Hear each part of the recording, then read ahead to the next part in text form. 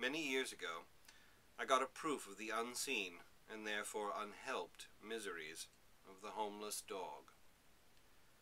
I was walking down Duke Street when I felt myself gently nipped in the leg. I turned, and there was a ragged little terrier crouching and abasing himself utterly, as if asking pardon for what he had done.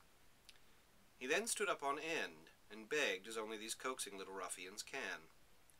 Being in a hurry, I curtly praised his performance with "Good dog," clapped his dirty sides, and turning round made down the hill, when presently the same nip, perhaps a little nippier, the same scene only more intense, the same begging and urgent motioning of his short, shaggy paws. "There's meaning in this," said I to myself, and looked at him keenly and differently. He seemed to twig at once, and with a shrill cry was off much faster than I could.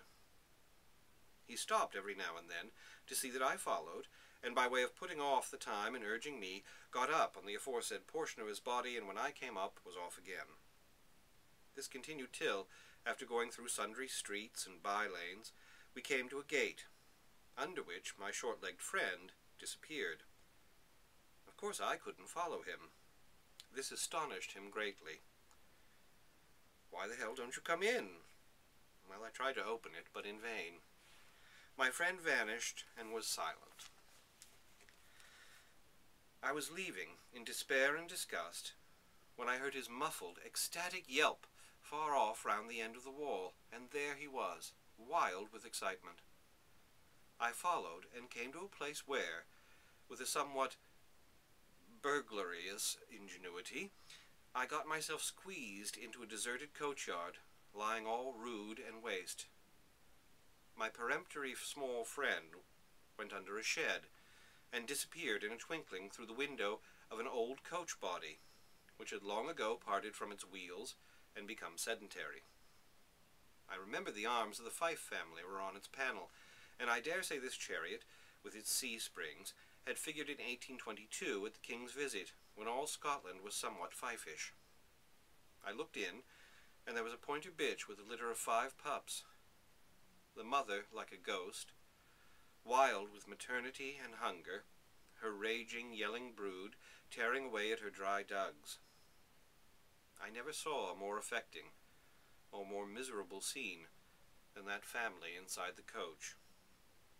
The poor bewildered mother, I found, had been lost by some sportsman returning south, and must have slunk away there into that deserted place when her pangs, for she has her pangs as well as a duchess, came, and there, in that forlorn retreat, she had been with them, rushing out to grab any chance garbage, running back fiercely to them, this going on day after day, night after night.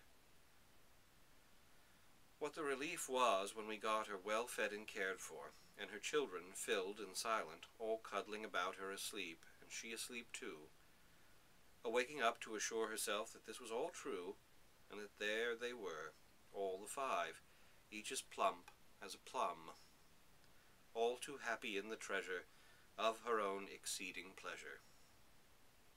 What this in its kind, and all the greater in amount as many outnumber one, may be the relief, the happiness, the charity experienced and exercised in a homely, well-regulated dog home. Nipper, for he was a waif, I took home that night and gave him his name. He lived a merry life with me, showed much pluck and zeal in the killing of rats, and incontinently slew a cat which had, unnatural brute unlike his friend, deserted her kittens, and was howling offensively inside his kennel.